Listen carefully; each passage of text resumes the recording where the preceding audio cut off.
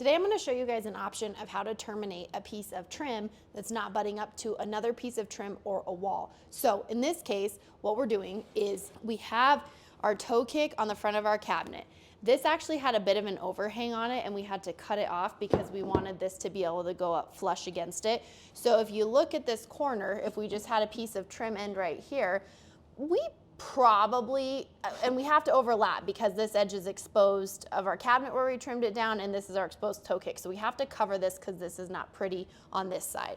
Just to kind of show you, we're trying to cover that up. So we do need to overlap it, but we don't want to just leave this flat end of our trim. I've seen people do that and they just paint the end, and that's okay, but it's not attractive and it's not what we want to do in this case. So what we're going to do, we're going to take our piece of trim and line it up. And so we're not going to go as far as here because this butts out, right? So we're actually going to go, we're going to go flush with the front right here. So I'm making a line for where I'm going to trim this off just for size. But then we're going to go ahead and right there, we're going to cut this back at a 45. We're going to cut that back at a 45, and then we're going to cut an end piece that is the finished end to put up like that. Just like if you were folding around a corner and having a whole nother long run go, but it's just going to be the little triangle. So I'll show you how we do that. The first thing we're gonna do is we're gonna just go ahead and cut our first 45. But one little trick that I like to use is I like to actually just go to 46, because if you make your angle a little bit more acute, meaning you leave yourself some wiggle room in the middle, then you have a little bit of play. Now all we're gonna do is go completely to 46 the other way because we have this cut and we're basically making like we were gonna connect a board this way on an exterior wall, but then we're gonna trim it down. So we're gonna go to 46 the other direction. Now all we've done is we've created our exterior corner, but we're gonna just chop this off flush so it runs straight back into the wall, and all we're getting is this finished edge on the end of our piece of trim. So now we're gonna go back to 0 degrees, and we're gonna cut this off just exactly where that angle stops. So it goes back, and where it starts to go that way, we're just gonna do a flush chop right there. Here's the cool part. So we have our original piece and our little piece we trimmed, and all we're gonna do is just line them up like that. And so on the top, we have a nice kind of finished edge. And on the end, we have our finished piece of trim versus this kind of unfinished particle board that won't accept paint that well. Now, you can do this with any trim of any design, which is super cool. And what I'm gonna do, I'm gonna attach this little piece to here first before I attach it to the side of the cabinet, because I know I have some imperfections in my cabinet edge. And if I try to attach it over here and it's kind of bumpy, I'm not gonna be able to get this perfect. So I'm gonna get this perfect together, and then I'm just gonna attach it as one piece.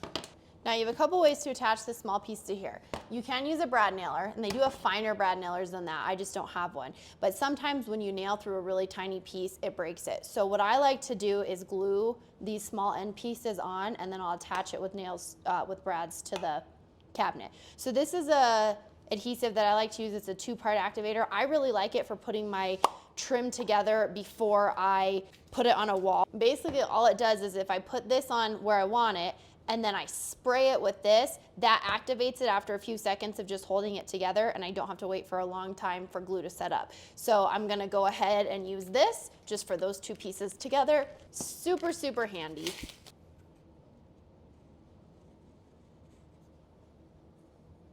And we're not too worried about this because this is, you know, cosmetic. It's not like this is some structural piece. It's just the end of a trim piece.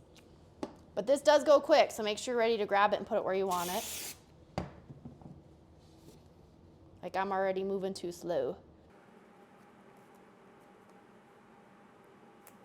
Okay, so that's, I mean, activated in a matter of seconds. I wouldn't, you know, pull on it or yank on it. But so now, just for you to have a better view, from the top, from the front, and from the end. And we'll caulk and paint this later, but I'm just trying to get all this trim finished. Now I can just attach this piece to the end of my cabinet. Here's another little trick that's kind of handy. If you have this end where your joint is and it's not as finished as you would like it to be, say you have something you're not gonna paint or this gap's just a little bit wider than you're hoping for, you can take something like a screwdriver or just a smooth edge and you can just kind of rub it on there. See how it kind of bonds those two pieces together because we're crushing that ridge of separation, and it's kind of using itself as a filler. And it looks a lot better already, even without being filled or painted yet. Now, I'm just gonna go ahead and nail